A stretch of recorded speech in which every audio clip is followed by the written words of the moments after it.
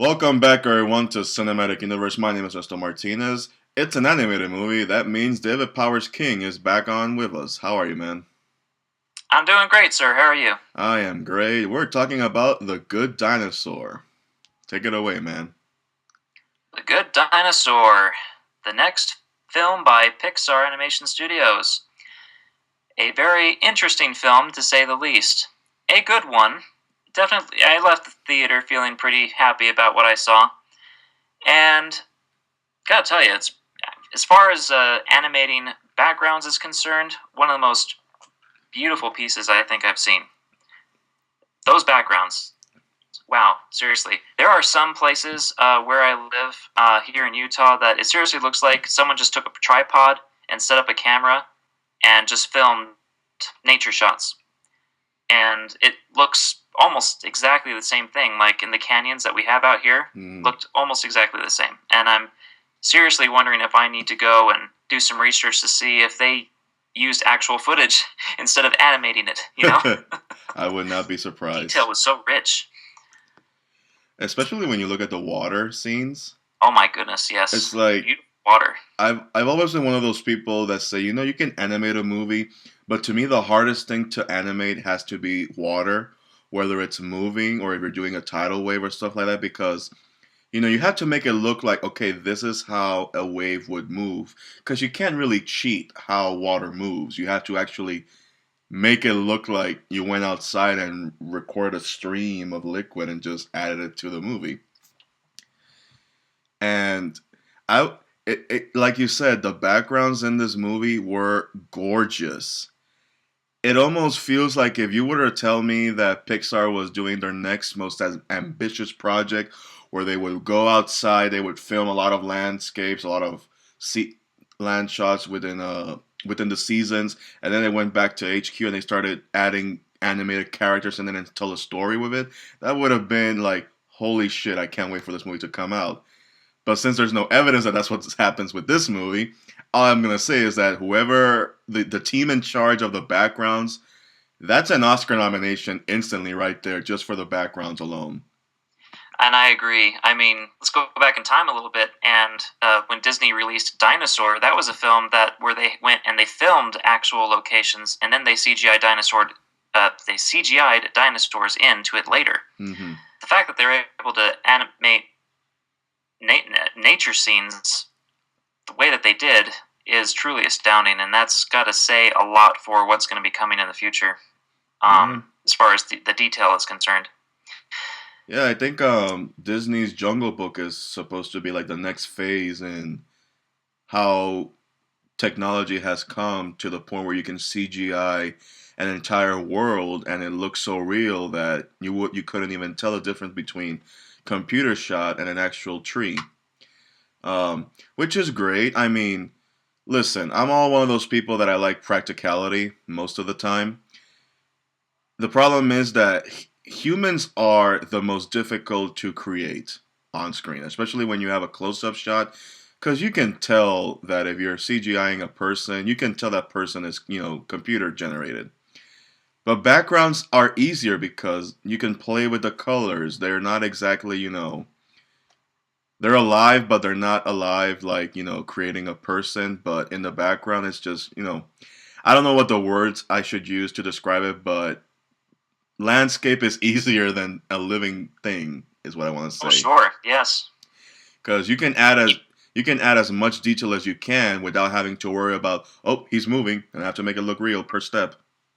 Even with my short stint at animation, doing inanimate objects or backgrounds or even machinery type stuff was easier to draw than living and moving entities. Yeah. Which is why if we're going to, if we're heading into a world where, Hollywood said, okay, no more locations shooting, now it's all going to be in the studio, I feel like that's where we're going to be, like, to the point where a movie's going to be so fabricated that once they find the code to actually making people and actually making them look real, all they're going to need are voice actors, that's pretty much it. Which will suck. Yeah. but who knows where technology is going to go from there? It's just amazing what they're able to do. Yeah. So yeah, The I Good thought this was Dinosaur. an enjoyable film. I Hmm. think that, in a curious sense, I feel like that this movie is an unintentional tribute to Don Bluth movies. Yes. Because there are some elements about this film that seem to borrow heavily or lightly from others. I mean, there's a little bit of American Tail in this. There's a little bit of Land Before Time in this. There's a little bit of Lion King in this. And Yep. there's a whole bunch of Homeward Bound in this. Oh yeah. You know, and so this, as far as the story goes, it didn't really feel like it was a truly unique story. I mean, elements and stories that we've seen before, but now we're going to throw dinosaurs into the mix. And so that made the story okay, in a sense. Mm-hmm. Not entirely thrilled by it, but I mean, it was still fun, and still managed to get the emotional impact in there as well on several fronts. Yeah. I feel that, like you said, it's really a love letter to a Don Bluth movie like Land Before Time and American Tail. To me, the first time I saw the trailer, it felt like a love child between Dinosaur and The Land Before Time, especially with the main character, Arlo. Like Mm-hmm. the voice actor child that they got for him reminded me a lot of Littlefoot, and the fact that you know, no matter where it's either Pixar or a Disney movie, you can't really escape the fact that they're going to kill off a character in a movie, and most of the time that character tends to be the parent of said main character. I Mm-hmm. mean, they're incapable of, I guess, most of the time they do, and all other times you're asking yourself, man, they have to always kill a parent in a movie.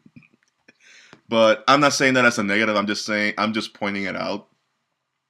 And there was really nothing groundbreaking about the story. It's just, here's a character who has a phobia of everything, practically. And it takes him getting lost into nature's most dangerous environment for him to learn his survival skills and finally get the stick out of his ass, basically. And all the while, you get to see the other characters he meets. He befriends a caveman child, which before I continue here, I'm just going to say that when they released the first trailer for the Good Dinosaur, their entire selling point was what would happen if the asteroid that killed the dinosaurs missed. But that was And they pretty. answer that question like within a minute after that opening sequence. We jump into a western. Yep. Like I said, the trailers didn't show us what was going to be. They were just showing us a dinosaur and befriending a caveman, which at one point I asked myself, well, this is nothing really new because in many depictions you see cavemen either riding a dinosaur, running away from a dinosaur, and all that stuff. So I kept asking myself, well, what's so different about this? And then after the first minute, we're in a western. We see Arlo's family, they're farmers. They're literally they're farmers. They're growing corn. Herbivores have discovered agriculture. Yes, herbivores have discovered agriculture. And carnivores have discovered herding. Herding. And they run as if they're riding horses, but their legs move like horses. And can I just say that Sam Elliott was the perfect choice for Poppa T-Rex? Oh my, yes. The entirety of his character was the best part of this whole movie. You can't go wrong with Sam Elliott when you want to have your stereotypical cowboy or western or redneck character. It's always going to be Sam Elliott rocking the hell out of that scene. So yeah, this is a western. Man, that voice of his really added to it. I wouldn't. I mean, there's this one line that he said in there that I absolutely love, and I would not be doing it justice if I had tried to impersonate him. Yeah, I mean, you talk about where he tells them that if you ain't afraid, you're not alive. Yeah, that's it. Something like, if you ain't afraid of a crocodile biting on your face, son, you ain't alive. I also can't do justice. Sam Elliott has a very unique voice. Yes, he does. There were some moments that I really liked, and there were some other moments that I felt that caught me off guard. And that scene would be when the pterodactyl Stormbringer or Stormbreaker, whatever his name was. Thunderclap. Thunderclap, when they're like, are you okay? Do you have anyone else who is in need of help?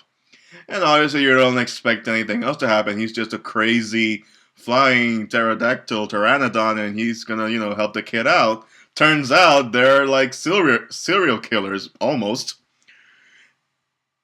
We're going to save you so that we can eat you. And then they eat the little critter right there on screen. Not off camera. They eat them right there on screen. Right there on screen. Okay, so, all right. So, like, I was with my kids when I went and saw this. And, everything is going by pretty good. And my little daughter is so cute. And the little fuzzy creature and everything is so totally into it. And then when that moment happened, she just cried out. And then I ended up having to hold her the rest of the movie. Yeah, it's like, I understand that there are traumatizing, man. Yeah, I understand that there are nature channels, and if you want to let your kid watch a lion hunt down a gazelle, that's fine. But here, you're not expecting that to happen so graphically. It takes me back to the movie Up. Yeah. And here's where my example comes from. When I'm watching the movie Up, I'm like, the first 10 minutes, the most emotional moments, fine. There's nothing wrong with, the cycle of life with the main characters there. It's when the construction worker is trying to tell the main character, hey, you need to move, and then he grabs his cane and hits him in the head, and he starts bleeding. At that point, I'm just like, what the hell, Pixar? There's blood on the screen. What the hell? And now we have here eating a little furry animal alive for everyone else to see. It's not much of a negative. It's like, it just takes you off for a moment. I'm just like, what the hell, Pixar? I mean, normally in situations like that, in an animated film, sometimes there would be like something that would happen that would allow the fuzzy creature to escape. Mm-hmm. But not this time. Hell, at least in Lion King, when they killed Scar, it was in the shadows. Yeah. I mean, I didn't have a problem with that scene in particular, but it was, as you said, unexpected. And, really true to life. Yeah, really. It is. Again, it's really not a negative. It's one of those moments where I'm like, wow, I give points for Pixar for, Yep. just doing it, and they stuck with it. And it doesn't seem like the rest of the people, at least in my theater, like, were afflicted or, they felt like it was in poor taste. It was a collective, what the hell? Yep. And if there were kids, I don't think there were kids in mind, but at least to take your daughter, for example, I would feel sorry for them a little bit just because, he's so cute. Ah! That was almost her reaction. Her reaction exactly, dude. Oh my god. And I told my stepsister that the Good Dinosaur was good, so she should take her kids. That's gonna be a hell ride for her when that happens. Especially with her 3-year-old.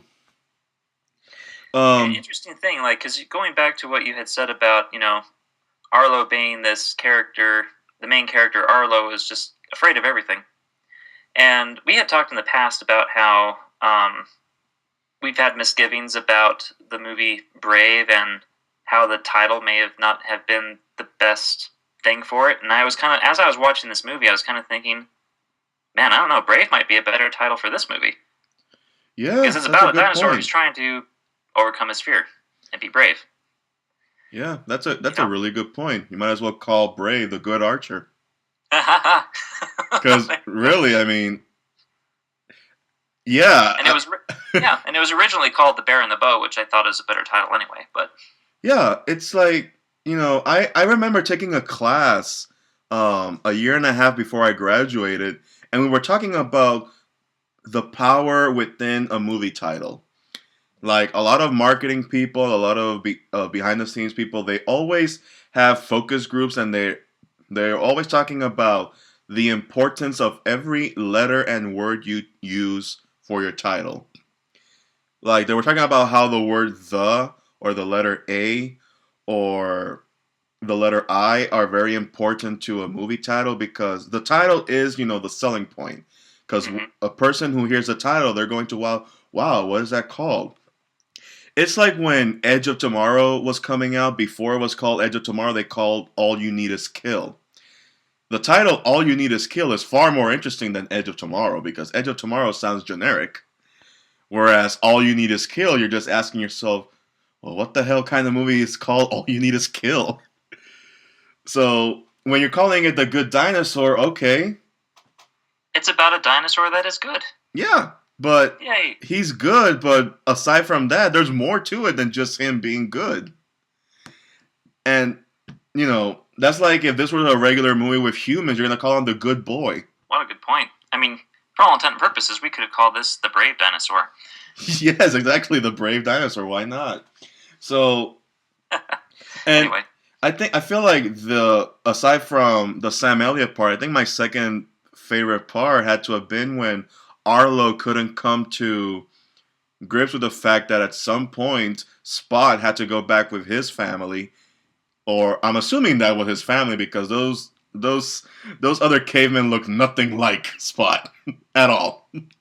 yeah, I'm under the impression that those are different humans. Exactly, because all their hair was white and they almost looked Asian, and Spot looked nothing like them. So I'm assuming that just out of familiarity, rather than actual parents. But the fact that Arlo was so attached to him, because if it weren't for the fact that Spot was there, he wouldn't have overcome his fears as much as he would have.